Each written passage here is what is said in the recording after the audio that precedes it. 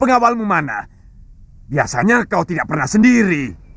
Aku sengaja tidak membawa pengawal, supaya pertemuan kita kali ini tidak ada yang mengganggu. Oh ya? Aku mendengar Kakang telah menjadi sinatria yang paling sakti. Gurumu si lampir, yang wajahnya seperti monyet itu, yang mengaku paling sakti, sudah aku kalahkan. Hebat, Kakang, hebat. Tapi jangan sesumbar dulu, Kakang. Dia pasti akan datang lagi untuk menaklukkan Kakang.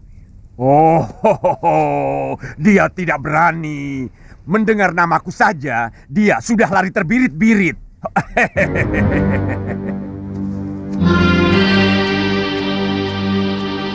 Kakang! Kakang Sembara! Kakang, kenapa Kakang pergi ketika aku mau mengenalkanmu pada kakekku? Di sebuah lembah sunyi yang diselimuti kabut tebal, Mardian, manusia harimau yang telah menjelma sebagai sembara palsu, bergerak dengan lihai berkat bantuan gaib mak lampir.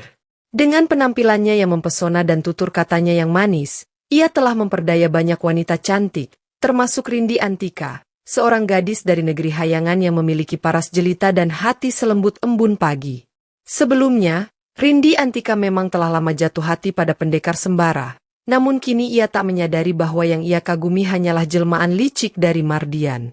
Setiap kata manis yang keluar dari mulut Sembara palsu membuat hati Rindi Antika semakin terpikat, seolah cinta itu adalah kenyataan. Namun, di tengah rencana liciknya untuk menjerat Rindi Antika lebih dalam, Mardian tiba-tiba melihat kehadiran seorang lelaki tua yang tak lain adalah Datuk Larang Tapa, kakek dari Rindi Antika.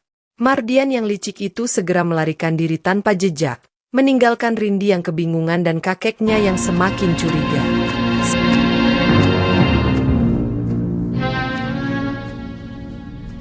Mana calon suamimu? Entah kenapa dia tiba-tiba menghindar. Menghindar? Kenapa tidak kau kejar? Kakang Sembara menyuruhku menunggu. Rindi, sampai kapan dia menyuruhmu untuk menunggu? Dia pasti datang, Kek. Tidak mungkin datang, Rindi. Percayalah sama kakek. Pasti datang. Kakek yang harus percaya pada Rindi. Kalau begitu kita buktikan. Siapa yang benar? Rindi atau kakek? Kakang, Apa sayang? ajian apa yang Kakang miliki, sehingga Kakang menjadi sakti mandraguna, bahkan melebihi mak lampir? Oh, banyak. Apa saja? Oh, Chandra Birawa, Pancasila. Suta. Iya. Nah, masukkan tanganmu ke dalam cupu ini.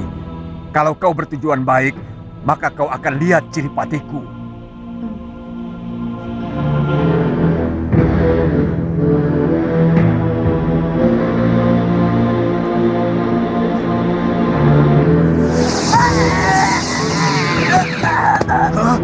Lampir! Kurang ajar kau, Lampir!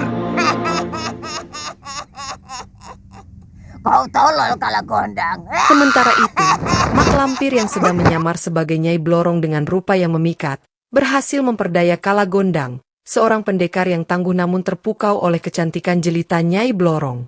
Dengan tipu muslihatnya, mak lampir berusaha menggali rahasia kelemahan Kalagondang. Namun, nasib masih berpihak kepada Kalagondang. Kedok mak lampir akhirnya terbongkar, dan dalam sekejap ia kembali ke wujud aslinya sebagai penyihir legendaris. Menyadari dirinya dalam bahaya, mak lampir pun terbang melesat ke angkasa dengan tawanya yang menggelegar. Tetapi Kalagondang yang merasa harga dirinya diinjak-injak tidak tinggal diam. Ia mengejar mak lampir dengan penuh amarah, dan pertarungan besar pun terjadi di antara mereka.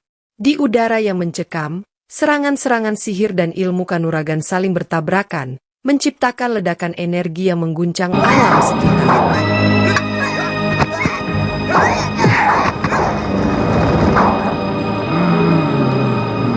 Celaka. Ajian Chandra Birawa. Rasakan ini, Lampir!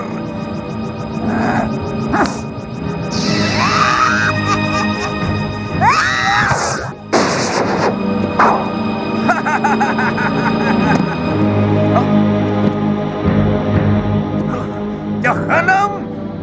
Awas kau, Lampir! Pengecut!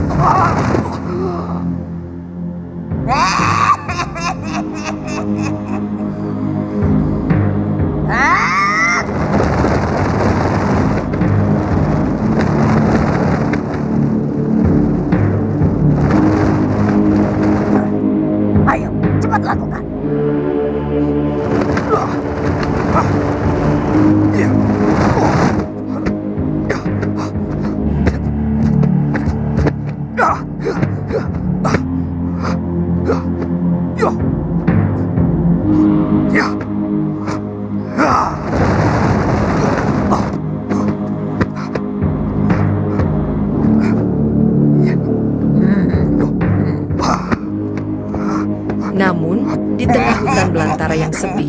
Sembara yang asli tengah mengembara bersama sahabatnya, Basir. Langkah mereka terhenti saat tiba-tiba Rindi Antika muncul, memotong jalan mereka dengan wajah penuh kekecewaan.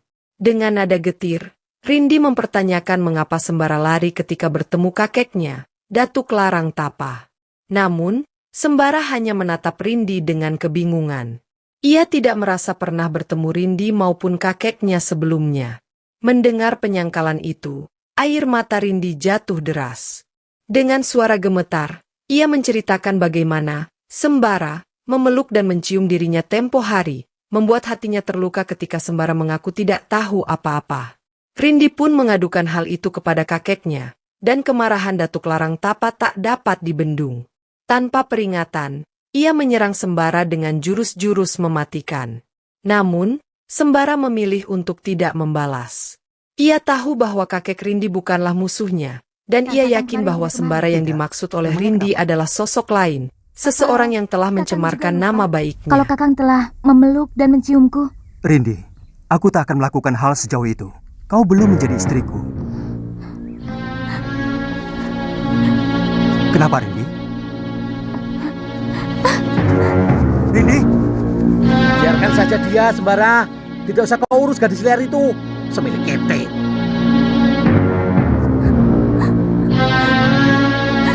Kek, kakek. Ada apa, Rindi? Kok kamu menangis? Mana calon suamimu? Kenapa tidak kau ajak kemari? Kakang Sembara tidak mengakui bahwa dia pernah bertemu denganku. Bahkan pernah memeluk dan menciumku, Kek. Apa? Kamu pernah dipeluk dan diciumnya? Pernah, Kek. 2 kali. Jadi dia tidak mengakuinya? Tidak. Kurang ajar. Anak muda itu harus mendapat ganjaran dariku.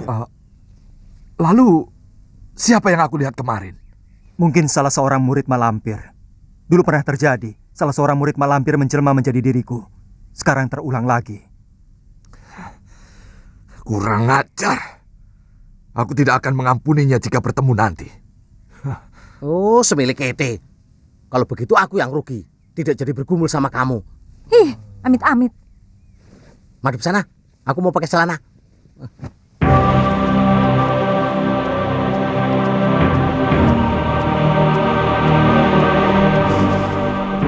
Itu dia Sembara, Ayah. Ya, tapi kita harus hati-hati. Bangsa manusia tidak suka dipaksa. Hadapi dia dengan sopan, halus. Di tempat dan lain, jauh di kaki Gunung Merapi, sebuah siasat licik sedang dijalankan oleh Renata, putri dari Datuk Jampang yang berasal dari golongan siluman harimau. Ia bersama ayahnya, tanpa mengetahui siapa sebenarnya Mardian, bertemu dengan Sembara palsu. Renata yang memiliki rasa suka terhadap Sembara mencoba menjebak pria yang dikiranya adalah sang pendekar sejati. Ia berpura-pura terikat pada sebatang pohon besar dan berteriak meminta pertolongan. Seperti yang diharapkan, Mardian yang menyamar sebagai Sembara mendekatinya dengan langkah sigap, siap memperlihatkan kebaikan palsunya. Namun, Renata tidak menyadari bahaya Terima besar kasih. yang sedang Tanpa mengintainya. pertolongan Kakang, saya bisa mati. Sudahlah, Nyai. Mungkin sudah jodoh kita harus bertemu di sini. Jodoh?